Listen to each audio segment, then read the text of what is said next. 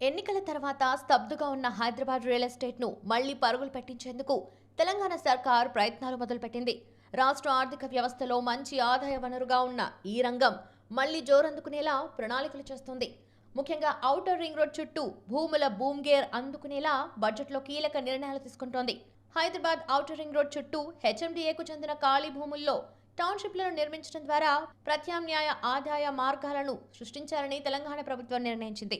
ఆర్థిక వ్యవస్థల్లో హెచ్ఎండిఏ కీలక భూమిక పోషించాలని ఉప ముఖ్యమంత్రి, ఆర్థిక మంత్రి మల్లు భట్ట విక్రమార్క చెప్పారు. బడ్జెట్ రూపకల్పనలో భాగంగా సచివాలయంలోని తన కార్యాలయంలో పురపాలక శాఖ అధికారులతో సమీక్ష నిర్వహించారు. ఈ సందర్భంగా ఆయన మాట్లాడుతూ టౌన్షిప్ల నిర్మాణం ద్వారా ఉపాధి అవకాశాలు కూడా మెరుగవుతాయని, మాస్టర్ ప్లాన్లో పేర్కొన్న రహదారుల విస్తరణ ఎంతవరకు ఉంటుందన్నది మార్చాలని అన్నారు.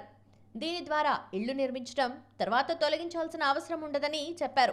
లేఅవుట్లలో మార్టిగేజ్ చేసిన ప్లాట్లను అభివృద్ధి చేయకుండా వదిలేస్తున్నారని, వాటిపై దృష్టి సారించాలని అధికారులకు సూచించారు.